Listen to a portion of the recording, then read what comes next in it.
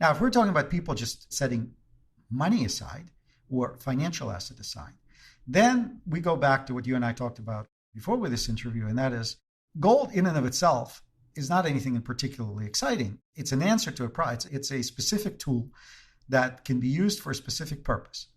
Of course, 50% of this quote unquote tool is used for jewelry, which is a luxury good, which people like to wear. But in terms of savings, it simply is the only liquid financial asset that has three attributes, which I believe these attributes are compromised in the current financial system. So the main attribute is independence. Gold is independent. It's a physical good. It's not a promise. All financial assets ultimately are promises to perform something or to give something. To the extent that equity securities are not exactly promises but claims on productive assets, they're heavily intermediated. The company can be in debt, the company can be poorly managed, the company could be fraudulent. I mean, there are a lot of different things that can happen between the claim that you hold and the real value that supposedly underlies that claim. So it's the only financial asset that's independent from the financial system. It's physical. It's the only physical financial asset. It's the only tangible financial asset. Therefore, it does not depend on the banking system. It does not depend on the SWIFT or whatever networks. It is the only cyber immune financial asset. That's the other thing. We live in the digitized world. So not only are cryptocurrencies digital, but all financial assets are digital. And they have different risks and different things about them. But the cyber risk is real. It's actually the number one risk as identified by the U.S. Defense Department and the Homeland Security Department. As the number one strategic threat facing the United States is cyber risk. So it's the only cyber immune financial asset. It's the only liquid financial asset that's independent from the financial system, and that's not a promise.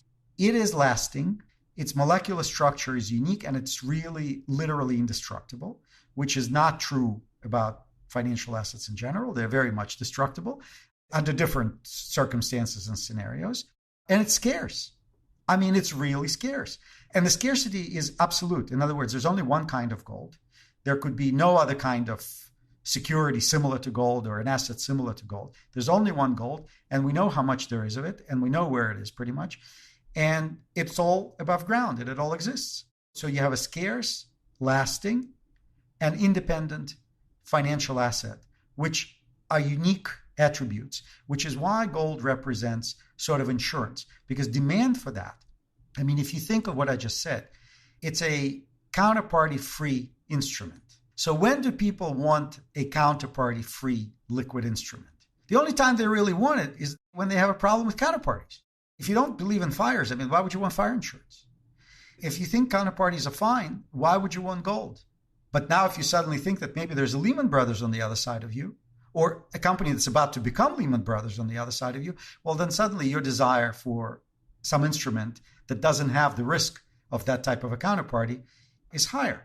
That's why gold is insurance, because it's dynamic. These properties that I've just described create demand at times when confidence in conventional assets fails.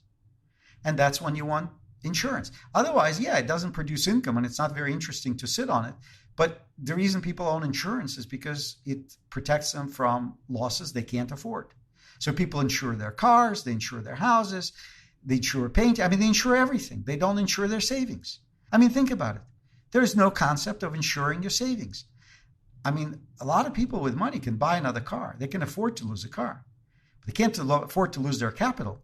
So the one thing that's absolutely irreplaceable, which is capital, particularly as you get older. I mean, of course, if like at your age, it's easier to do that than at my age. I'm 62. So if I lose all my money, I mean, the chances of making that money back are pretty slim and none. Not insured. Again, why? Because nothing like that has happened in the last 50 years. And people, I mean, if anything, history teaches us is that people don't learn from history. So there we are.